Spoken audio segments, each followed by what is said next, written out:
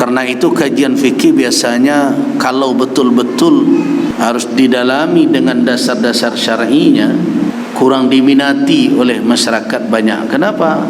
Susah mencari momen melawaknya. Dan orang kan senang ceramah tu pakai galak-galak. Ambo saja dulu turun berdakwah tu nandak pandai membuat galak orang.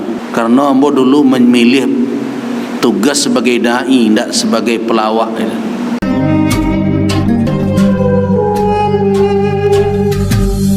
Wabarakatuh.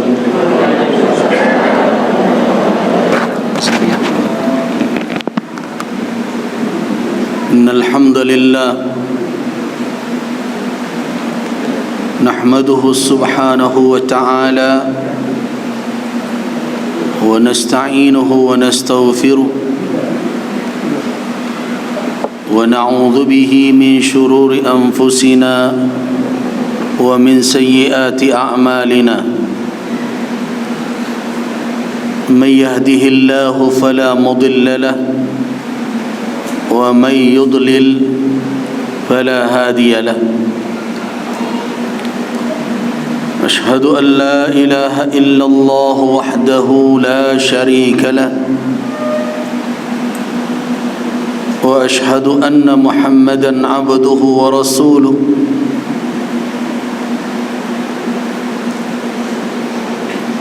وخاتم أنبيائه ورسله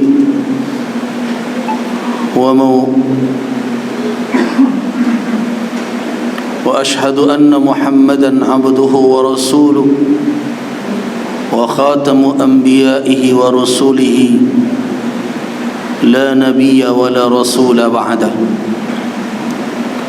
اللهم صل وسلم على نعمة مسداة ورحمة محداة سيدنا وشفيعنا وحبيبنا محمد بن عبد الله وعلى آله وأصحابه ومن والاه أما بعد عباد الله jamaah yang hadir dalam majlis ini, seluruh hadirin dan hadirat rahimakumullah. Alhamdulillah, kita diberikan oleh Allah Subhanahu wa taala kesempatan dan kemauan untuk duduk di majlis ilmu, yang tentu kita harapkan waktu yang kita lalui ini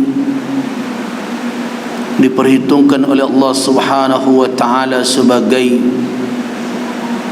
bahagian dari jihad di jalannya, dan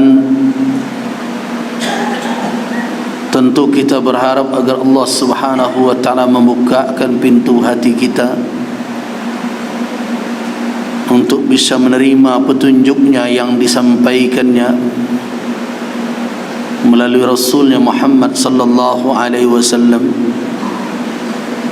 baik di dalam Al-Quran dan Sunnah Nabi sallallahu alaihi wasallam, sebagaimana yang telah dijelaskan dan difahami oleh para ulama, yang diwariskan dari generasi ke generasi dan sampai kepada kita semua. Itu patut kita syukuri dan bahkan harus kita syukuri, karena petunjuk tersebut telah dipikul oleh generasi-generasi sebelum kita sehingga sampai kepada kita semua. Ibadallah, kaum muslimin dan muslimat rahimakumullah.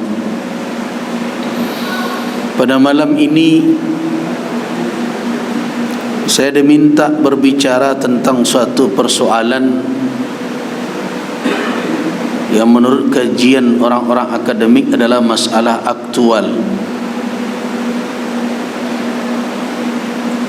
tapi bukan aktual yang baru muncul, tetapi baru muncul setiap tahun gitu. Masalah yang sudah berulang, tetapi ketika dia muncul kembali, masih banyak saja perdebatan, bahkan terkadang sebahagiannya ada yang membawa kepada pertikaian yang mengakibatkan terjadinya keretakan di tengah umat, terutama di saat kondisi masyarakat dan jamaah yang belum disiapkan untuk bisa memahami ikhtilaf, perbedaan pendapat di kalangan ulama. Nah, tentu saya sangat menyadari betul bahwa apa yang akan saya sampaikan pada malam ini membutuhkan ketenangan kita untuk membahasnya, dan sebenarnya butuh waktu yang cukup panjang untuk menjelaskannya, dan juga menuntut kelapangan hati kita untuk bisa melihat alasan demi alasan, menyampaikan dahulu segala bentuk fanatisme, dan siap untuk menerima berbagai kajian selama itu bersandar kepada sumber ajaran dan dalil-dalil syariat. Kenapa ini saya sampaikan dahulu? Karena sekarang saya dituntut untuk mengaji fikih.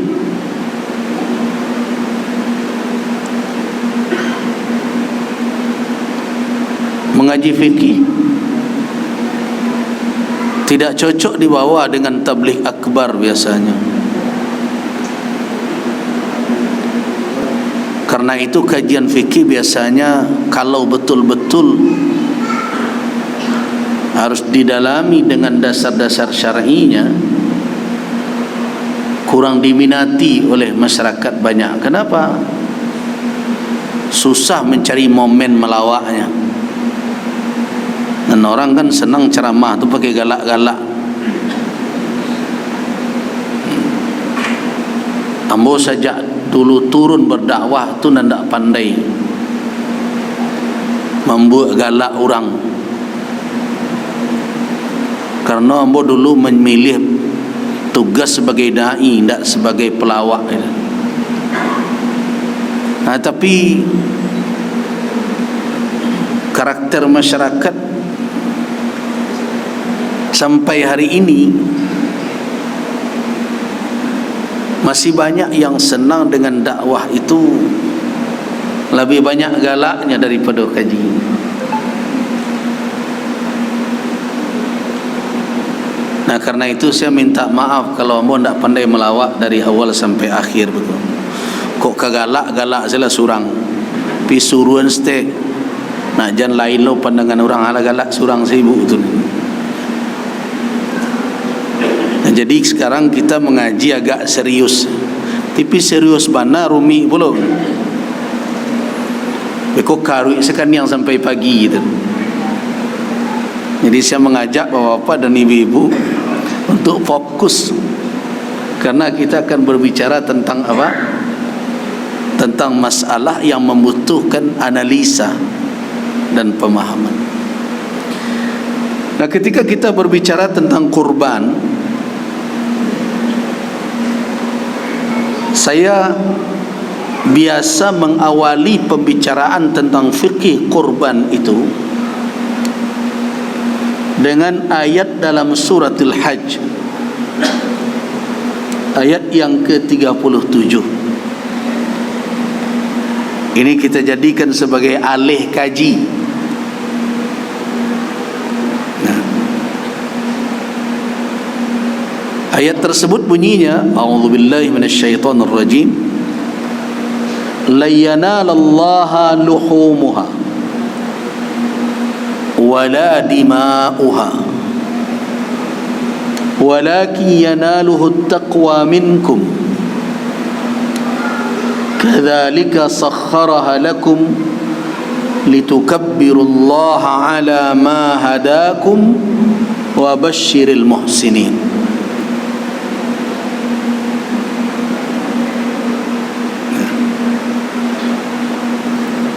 La yanalallaha, kata lan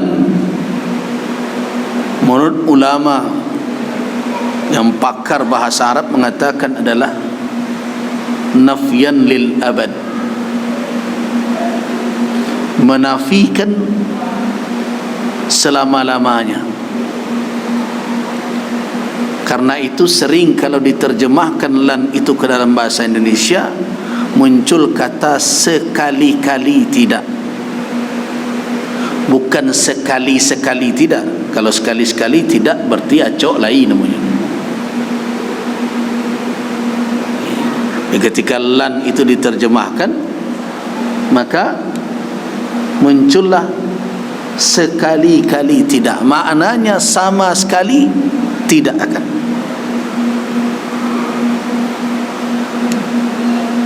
Apa yang dinafikan oleh Allah, yang ditidakkan secara total itu? Ini yang harus kita fahami betul kalau kita memang menyadari ingin beribadah. So ibadah ini yang ditujukan bukan hanya sebatas selesai kerajanya,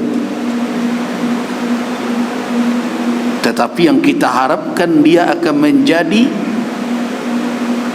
perbendaharaan amal yang akan letakkan kelak di mizanul hasanat, di timbangan kebaikan kita.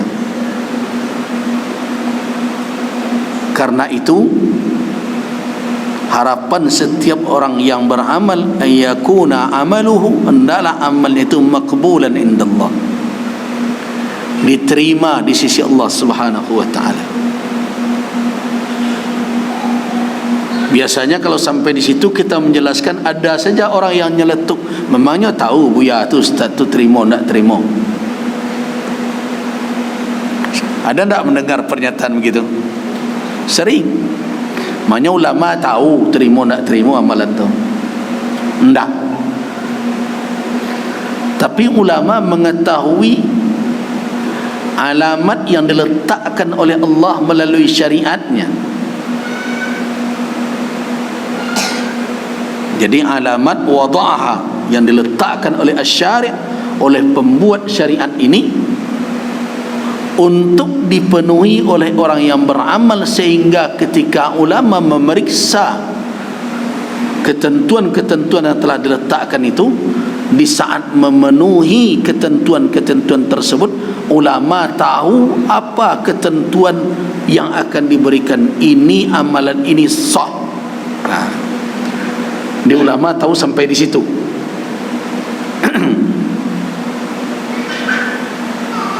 Kalau urusan iyo makbul di sisi Allah, tidak ada surang Allah awak je nerima SMS itu.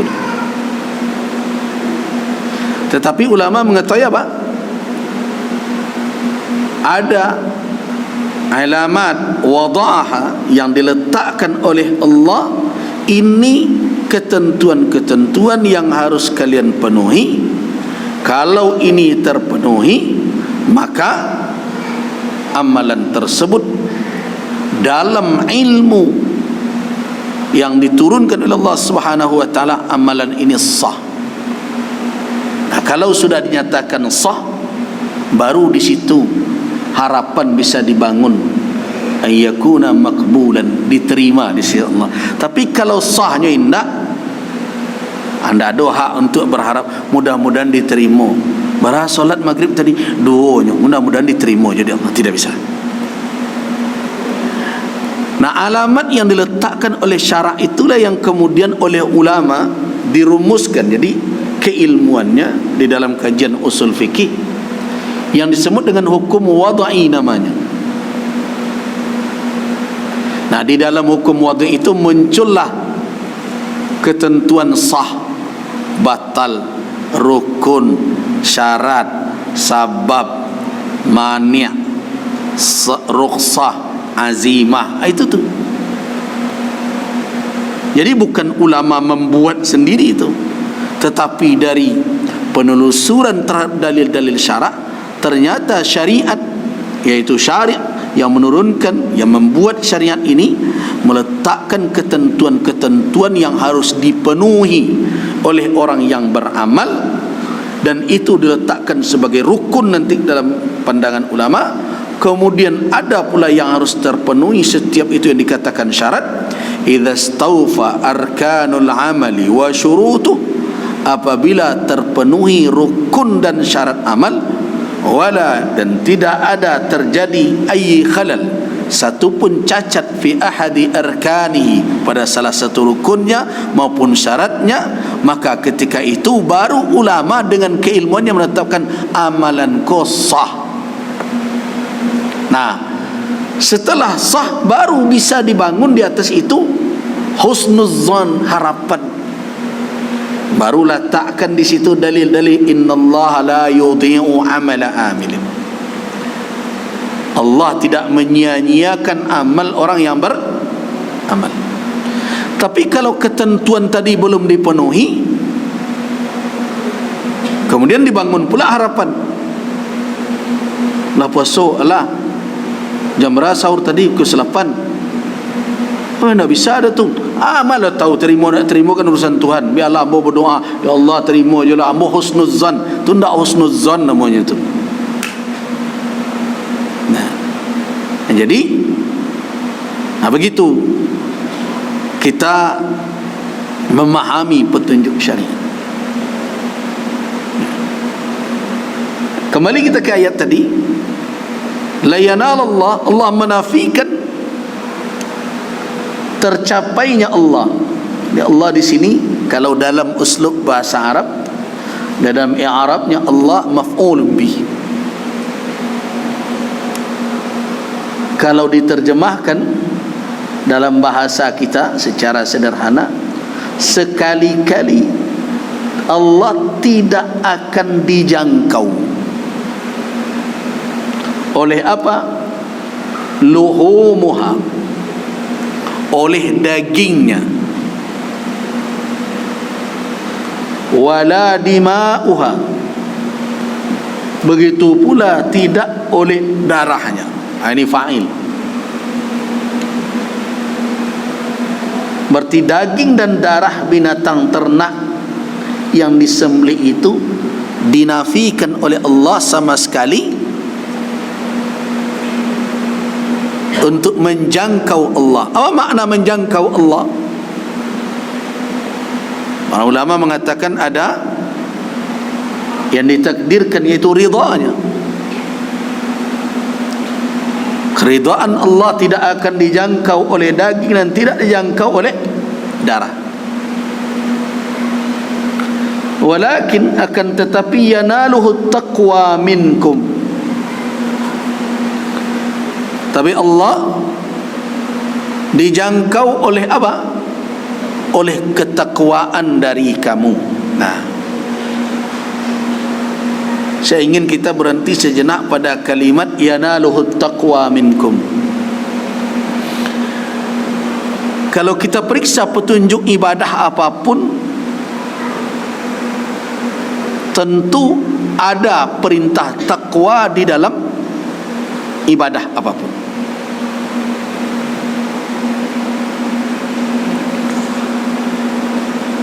Di dalam solat ada perintah takwa.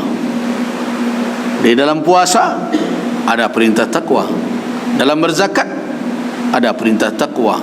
Dalam haji jelas ada perintah takwa. Bahkan orang yang berhaji disuruh berbekal. Bekal yang terbaik adalah takwa. Wa tazawwadu fa inna khaira zadit taqwa. Nah, apa sebenarnya takwa itu?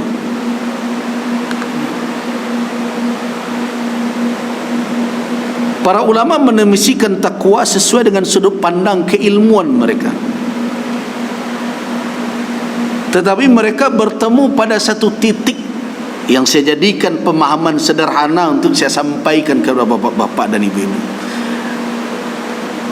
Tidak ada yang berbeda pendapat bahawa apa yang saya sampaikan ini bahagian dari ketakwaan. Dan itu pengertian dasar dari takwa. Apa itu? ijtinabu awamirillahi wa maaf imtithalu awamirillahi wa ijtinabu nawahi. Itu pengertian takwa yang paling sederhana. Imtithalu, mematuhi perintah Allah, wa ijtinabu nawahi, dan menjauhi larangannya. Itu pengertian paling sederhana dan paling dasar dari makna ketakwaan. Kalau kita mau berpanjang-panjang, ada yang mengatakan bahwa takwa itu adalah quwwatun, kekuatan yang lahir di dalam hati qalbu insan sebagai buah dari iman, ilmu dan amalnya. Di mana adanya? Di dada. Kenapa? Karena ada hadis Nabi, at-taqwa hahuna. Apa peran dan fungsinya? Dia sebagai kekuatan yang melakukan apa? Sebagai apa? Wiqayatan, sebagai pemelihara. Takwa kan, kata ulama, berasal dari kata waqa yaqi. Kemudian ada ziyadah, tambahan pada kalimat, jadi iutaqa, waw kullibat. Nah, diganti waw akhirnya menjadi ta, ittaqa, yattaqi, muttaqi. Akarnya dari wiqayah. Apa makna wiqayah? Wiqayah adalah menjaga, memelihara. Di takwa adalah kekuatan di dalam kalbu insan yang lahir dari iman, dari ilmu, dari amal, yang menjadi kekuatan berfungsi untuk apa? Untuk taqihi, untuk memeliharanya sebagai wiqayah anil wuqu', dari terjatuhnya orang itu ke dalam perbuatan maksiat yang tidak diredai oleh Allah Subhanahu wa taala. Mohon maaf saya agak batuk.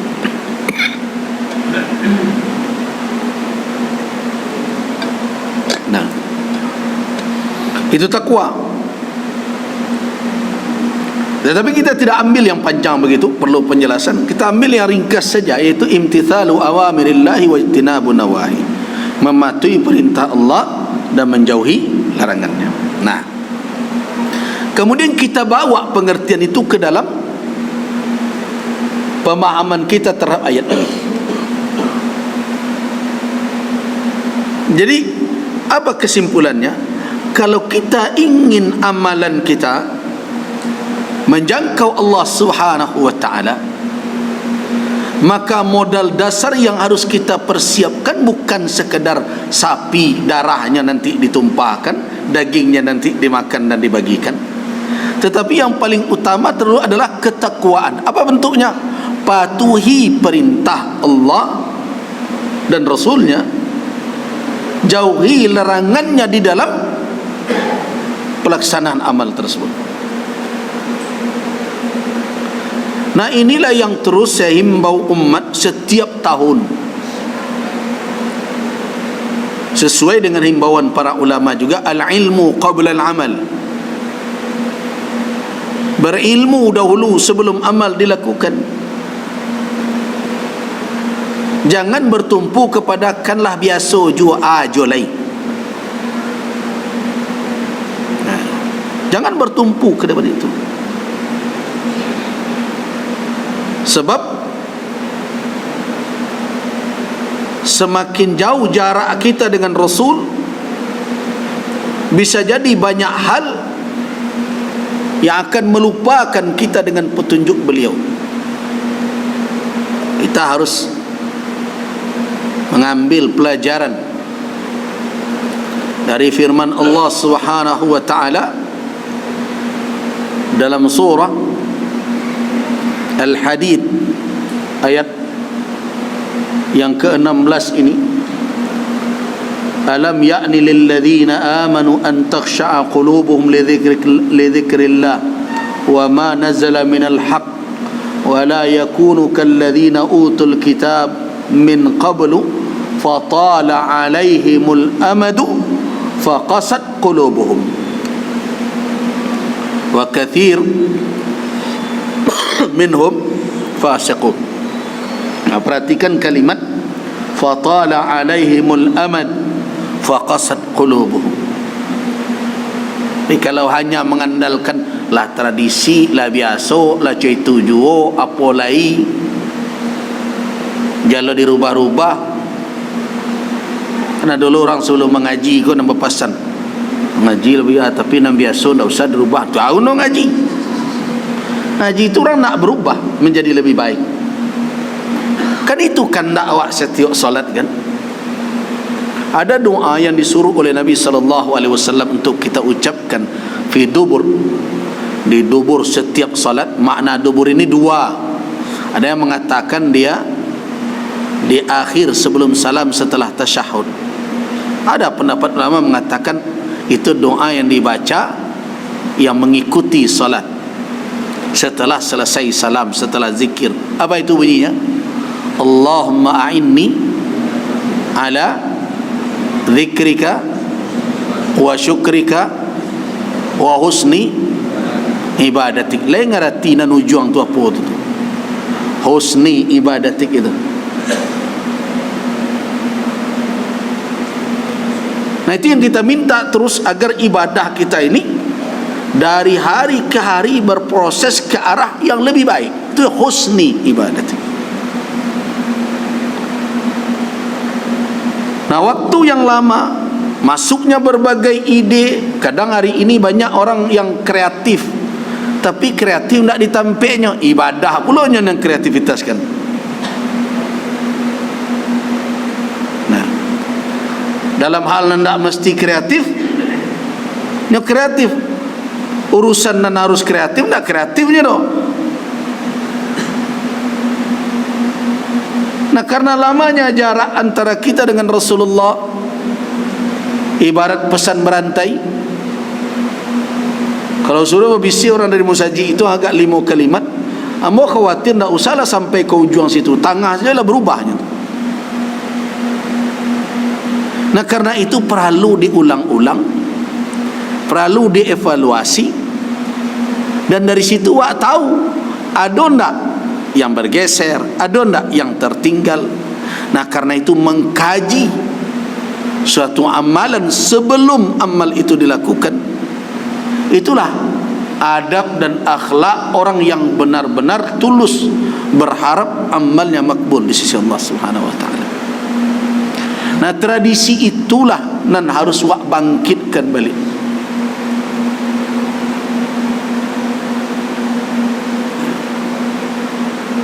Tradisi mengkaji amal itu. Nah kita kembali ke ayat tadi. Kalau demikian adanya, berarti siapa saja yang ingin amalannya menjangkau apa yang ada di sisi Allah, menjangkau Allah Subhanahu wa taala, keridhaannya, kasih sayangnya, kabulnya, maka modal utama adalah takwa. Apa maknanya? Patuhi petunjuk di dalam pelaksanaan itu. Apa yang disuruh kakok analah ditagahan antian. Itu orang yang takwa. Secara sederhana begitu takwa. Tidak akan ada orang yang berbeda pendapat kalau begitu mengartikan takwa. Kakok dan disuruh, antian dan ditagah. Nah konsep sederhana itulah yang saya bawa sebagai alas kajian kita tentang kurban. Nah, baru masuk kepada pembahasan tentang kurban. Tapi nanti tadi jangan lupa yang alihnya tadi itu. Karena dengan itulah amal ini bisa kita pertanggungjawabkan dan kita jadikan sebagai pijakan untuk bermohon, taqabbal minna, ya Allah terimalah dari kami. Kalau toh kurang juga, ada alasan untuk mengecekkan wa tammim taqsirana. Tapi kalau tidak dikerjakan sesuai dengan perintah dan larangan, tu tidak taksir namanya tu. Tidak ada yang keminta disempronon, barang tidak ada, bahkan menyempronon. Nah landasan itu yang harus kita tanamkan. Nah mari kita lihat dari sisi kajian keilmuan, apa itu kurban? Istilah kurban tidak terlalu populer di kalangan para fuqaha ahli fikih. Mereka lebih banyak memakai istilah udhiyah, yang di dalam bahasa kita terjemahkan dengan kalimat serapan, yaitu kurban. Nah, kenapa saya katakan kalimat ini, kata ini serapan? Karena asalnya nak bersawak pula kurban, dari bahasa Arab juga. Nah, itulah yang dipakaikan oleh orang kita dalam menerjemahkan kata udhiyah. Jadi kalau bertemu nanti di dalam nas-nas Al-Quran dan sunnah Nabi, petunjuk-petunjuk tentang berkurban, maka jangan heran kalau nanti para ulama di dalam kajian fikih memasukkan di dalam bab al-adahi atau bab al-udhiyah. Begitu bertemunya di dalam kitab para fuqaha ahli fikih. Tapi bukan berarti istilah kurban keliru. Istilah kurban di dalam bahasa kita memang menunjukkan juga kepada udhiyah itu. Di dalam Al-Quranul Karim istilah ini muncul, tetapi lebih umum dari pengertian kurban dan disembelih ketika hari raya Idul Adha sampai hari Tasyrik. Lebih umum maknanya. Di mana ditemukan? Dalam kisah dua orang anak Adam yang disuruh ceritakan oleh Allah kepada baginda Rasulullah Muhammad sallallahu alaihi wasallam. Perhatikan surah Al-Maidah ayat 27. Watlu alaihim naba'a ibnai Adam bil haqq idh qarraba qurbanan fatuqabbala min ahadihima wa lam yutaqabbal min al-akhar qala la'aqtulannak qala innama yataqabbalu Allah minal muttaqin. Muncul lagi takwa di sini. Ceritakanlah kepada mereka berita dua orang anak Adam dengan benar, tak kala keduanya melakukan kurban. Mana kurban di situ adalah apa yang mereka berikan sebagai wasilah untuk bertaqarrub. Kata kurban berasal dari kata qurba. Dari situ juga nanti akar katanya itu juga yang menjadi kerabah, atau dalam bahasa Arab kerabat, karib. Dalam bahasa kita karib, kerabat. Apa maknanya? Qurb, dekat. Lawan dari bu'd, jauh. Dia artinya apa? Amalan yang dijadikan oleh manusia untuk wasilah guna mendekatkan diri mereka kepada Allah Subhanahu wa ta'ala. Kurban. Tetapi kalau kita fahami ayat ini sesuai dengan berita cerita yang sampai, ternyata kurban ini, kalau istilah kurban yang dimaksud tidak hanya menjangkau perkara apa? Penyembelihan binatang ternak saja, tapi mencakup apa saja, pengorbanan apa saja yang diberikan oleh seseorang dalam rangka bertaqarrub kepada Allah Subhanahu wa taala. Nah, kan ceritanya Habil yang peternak, Qabil katanya petani. Berarti yang dia kurbankan ya bukan hewan ternak.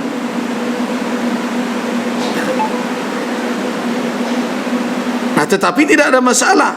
Kata kurban sudah diserap dalam bahasa Indonesia, kita jadikanlah itu sebagai terjemahan dari kata udhiyah yang muncul sering di dalam hadis Nabi sallallahu alaihi wasallam. Nah, apa itu kurban atau udhiyah di dalam bahasa Arab itu? Nah, ada istilah lain yaitu nahar. Karena ada penyembelihan. Ada di dalam surat langganan orang solat. Surat langganan. Inna a'tainakal kautsar fasalli li rabbika. Apa tu? Apa mana?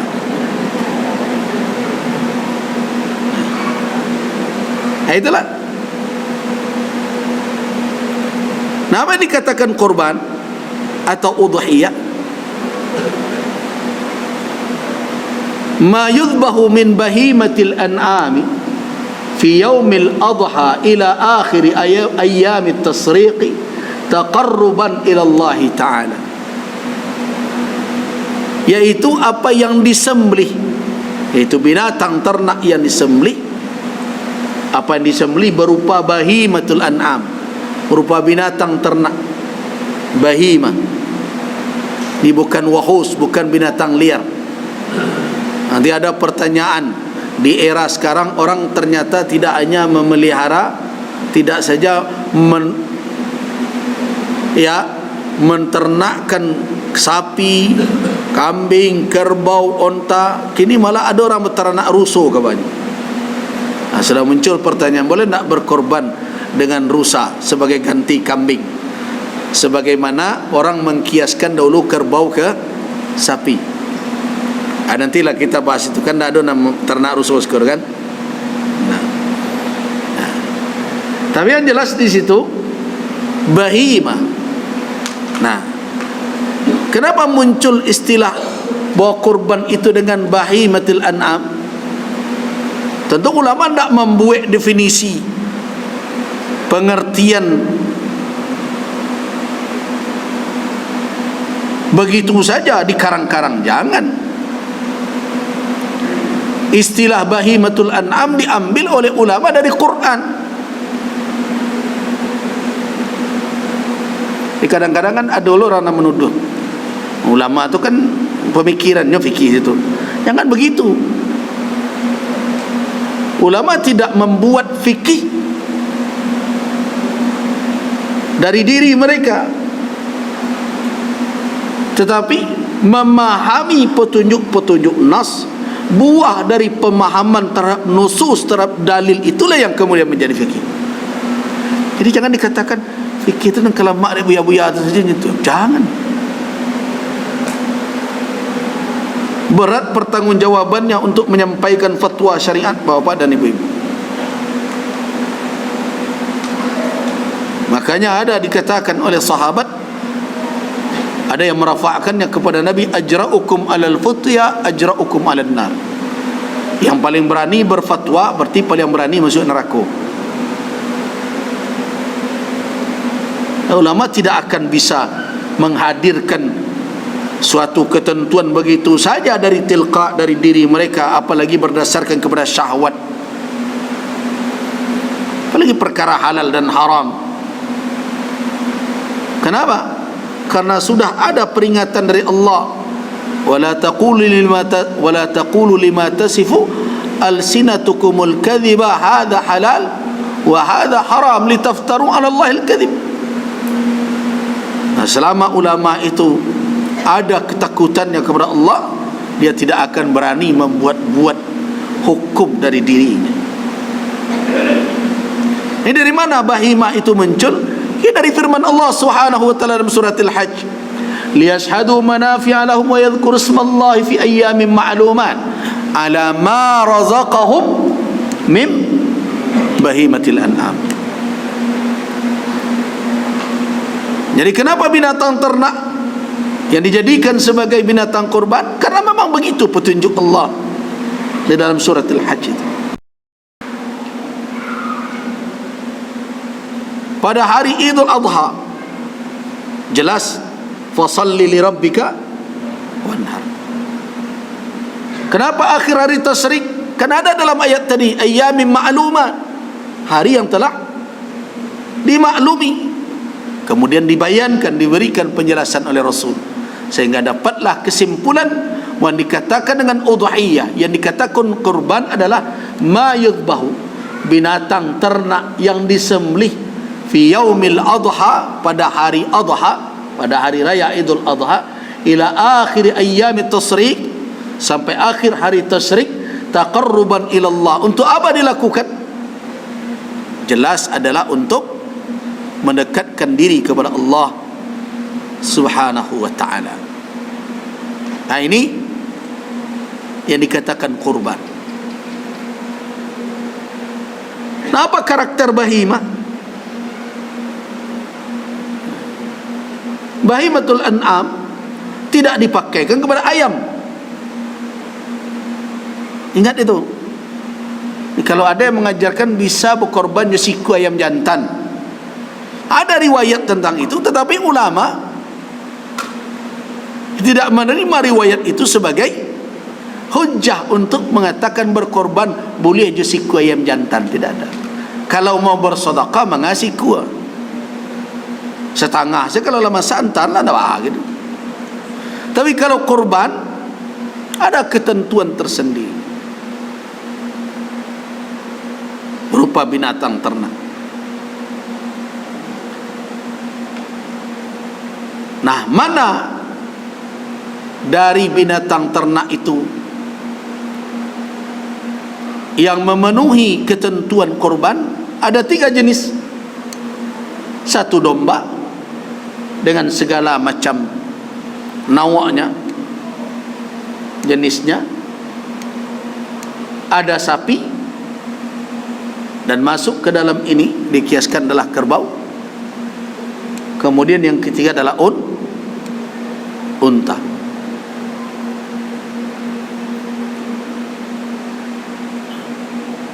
Dengan persyaratan yang telah ditetapkan nanti oleh syariat. Apa hukum berkorban itu? Kalau kita lihat jabaran para ulama, bisa saja kita bagi 2 pendapat ulama tentang hukum berkorban. Yang pertama, ada ulama yang mengatakan wajib, seperti kalangan Hanafiyah. Dan ada yang mengatakan sunnah muakkadah, sebagaimana dikatakan oleh ulama lainnya yang sering disebut kalau sudah banyak di antara mazhab yang 4 itu, sering diberi judul ini pendapat jumhur.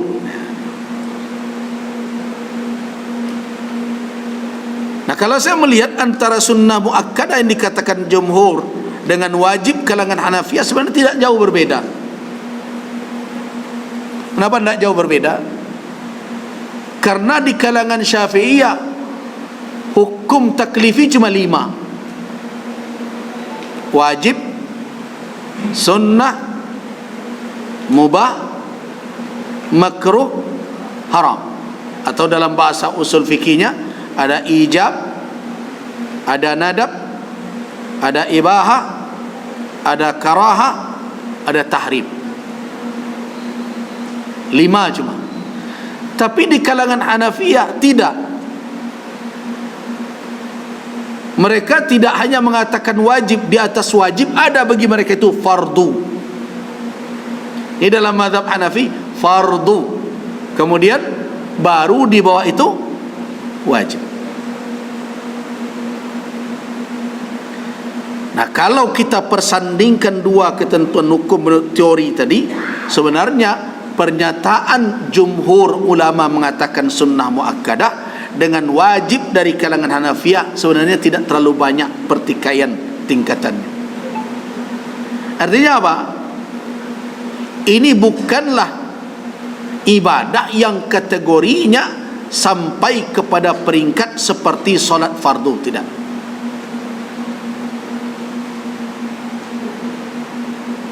Dia adalah amalan sunnah, namun sunnah yang tidak boleh dipandang ringan saja, apalagi dipandang enteng.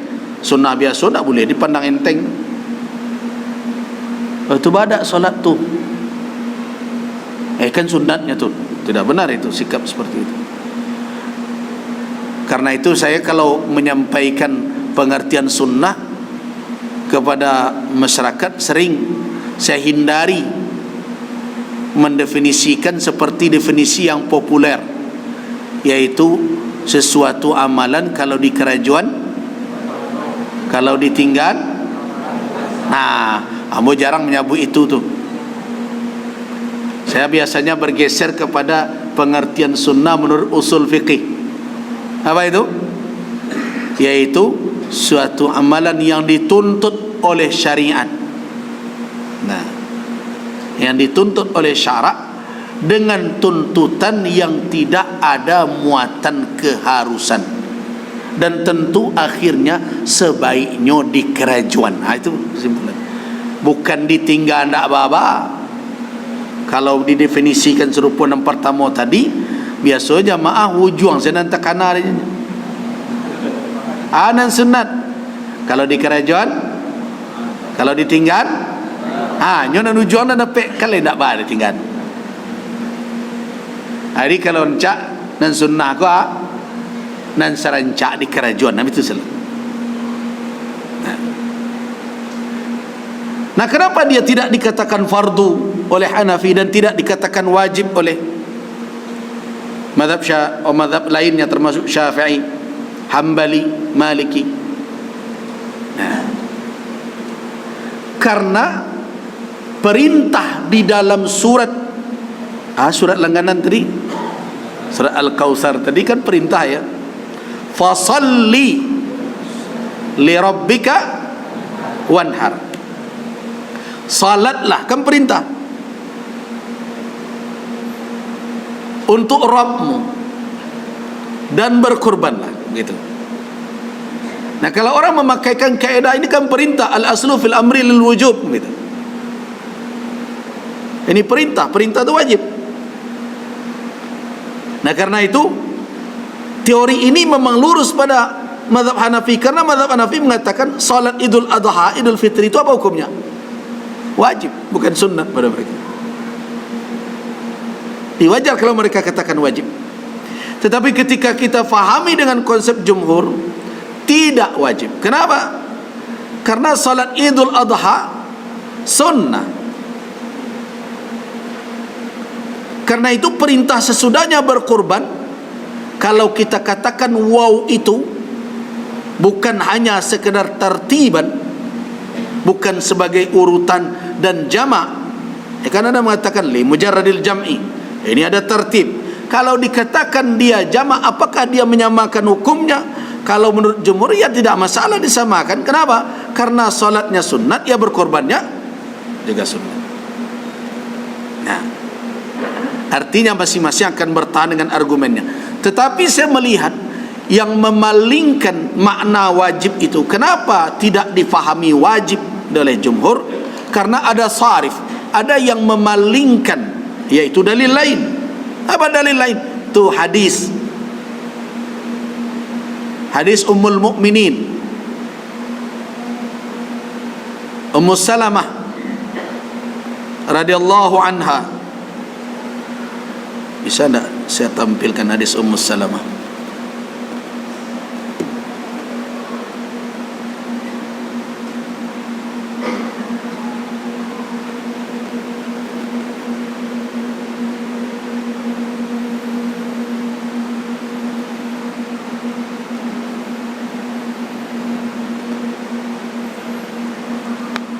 Anda bisa. Kalau tidak percaya usulnya, boleh membaca je.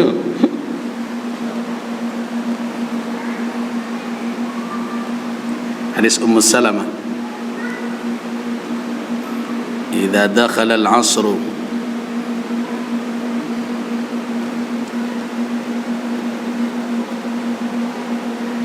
di Ummul Mukminin Ummu Salamah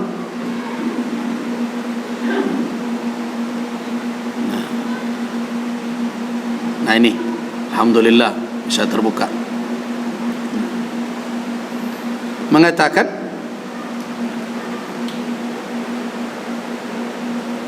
idza dakhala al-'asr, apabila masuk 10 awal, berarti bulan Zulhijjah. Awak bila tahunya kau? Dengan bisua. Tapi teorinya akan membawa perbedaan pendapat jelas.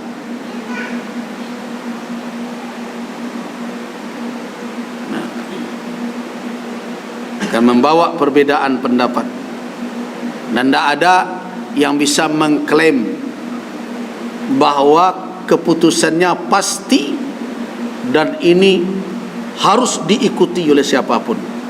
Dari sisi kajian dalil, kalau orang mengkaji dengan dalil, pasti akan menemukan bahawa masing-masing punya hujjah. Ada pula kadang yang berkesimpulan, oh kalau tidak patuh berarti menentang ulil amri. Apa yo semudah tu mana melakitkan ulil amri itu? Kalau tidak patuh menentang ulil amri, berarti Ibnu Abbas menentang ulil amri dahulu. Kenapa? Karena yang berhujjah dengan ikhtilaful matali', dengan berbedanya waktu matla' salat terbit dan terbenamnya matahari, itu siapa? Ibnu Abbas. Dalam hadis sahih kisah Quraib itu. Quraib itu maula Ibnu Abbas, budak yang dimerdekakan menjadi mawali. Pergi ke Syam disuruh oleh ibu Ibnu Abbas. Di Syam awal Ramadan, orang sudah puasa karena nampak bulan malam Jumat. Ya. Kemudian dia pulang di akhir Ramadan ke Madinah. Kan jarak Syam dan Madinah kan mendekati ribuan kilo. Nah, sampai di Madinah semestinya besok orang sudah hari raya nih kalau perhitungan bulan yang tampak di Damaskus, di Syam, di Palestina. Tapi apa kata Ibnu Abbas? Engkau melihat bulannya? Ya, melihat. Muawiyah yang menjadi pemimpin juga melihat. Orang banyak melihat. Puasa Muawiyah, puasa orang banyak. Ya, apa tidak ikut saja sana? Kata Ibnu Abbas, tidak. Kami nak nampak bulan melainkan petang 1. Engkau petang Jumat. Awak baru bisa buku kalau nampak dua. Kini kalau tidak sempurna lain. Berarti Ibnu Abbas tidak menerima ketetapan tu badak dia mengecen engkau menentang ulil amri. Tunggu dulu, dah usah panggage model itu. Orang kan kini kalau hendak ketuju murasa ambil kesimpulan di tokok saja orang je itu. Jangan, sabarlah. Negara awak kau kan bukan negara Islam. Ya, negara Islam negara awak. Kalau dalam konsep MUI negara A namanya negara awak. Darul Misak namanya. Istilah Darul Misak tu satu Gus Rizal merumuskan tu di Kalimantan dahulu. Jadi tim perumusnya. Nah, yaitu negara yang dibangun di atas apa? Di atas misak, di atas komitmen bersama.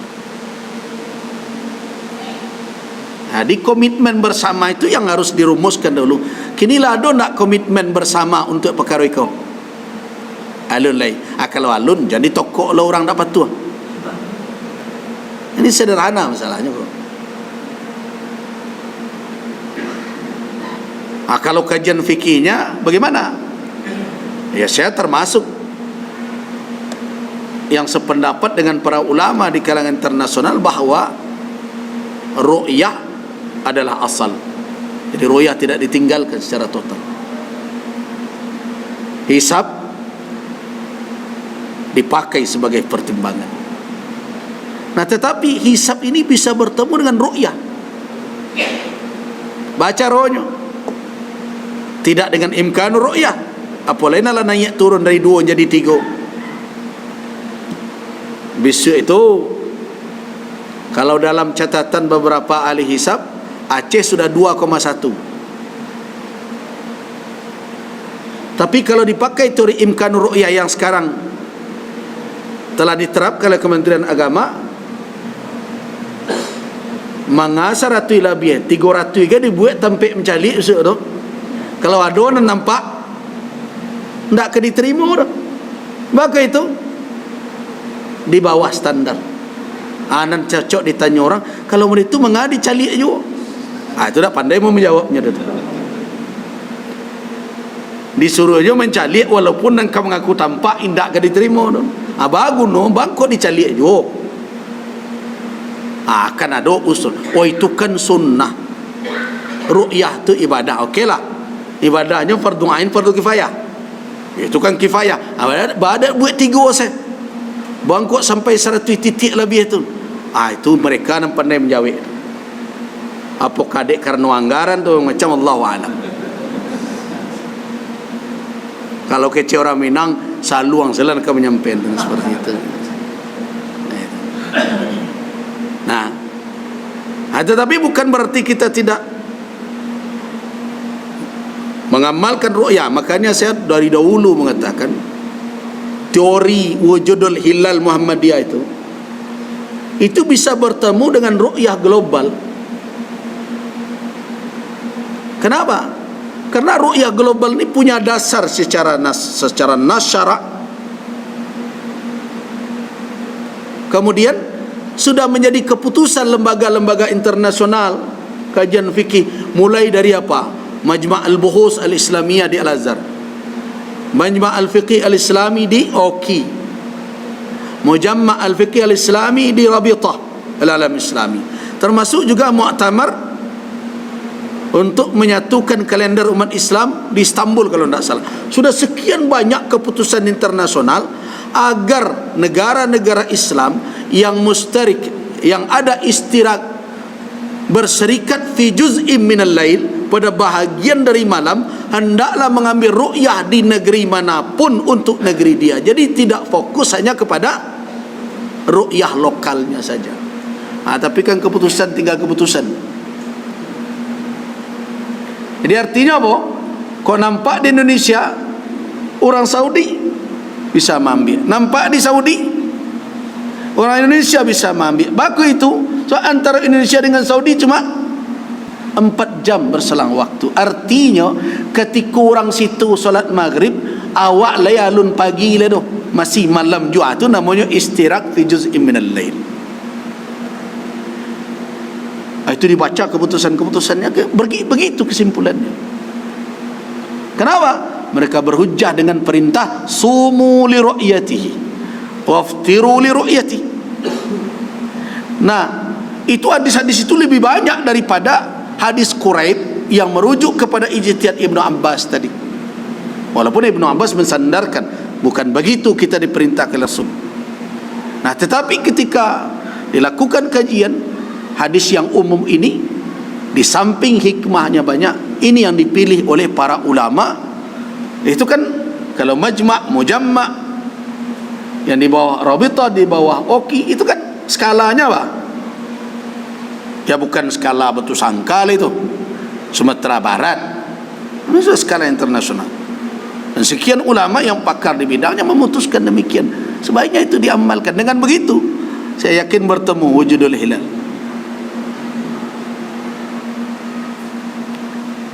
Nah, bukan berarti teori wujudul hilal tidak punya kelemahan. Wujudul hilal nanti akan ditopang lagi dengan wilayatul hukum. Misalnya, kalau seandainya di Sumatera sudah di atas 0, di Papua baca rayonya, orang Papua ikut awak dan di Padang baku ikutnya. Kalau berbeda jamnya, matlaknya berarti berlain. Situ ada wit, ada lawita begitu. Awak wit, abang kau turun orang situ, nyolon wujud dia nyolon dah. Wah, larilah kepada alasan awak kan ciek pemerintahan. Itu lari ke wilayatul hukum. Wilayatul hukum ku apakah memang sudah menjadi suatu kepastian pula? Tidak. Jadi sadonya ijtihad. Tu makonyong ambo kecean. Segala pendapat muda itu tu ndak usahlah main tapuk dado menunjuk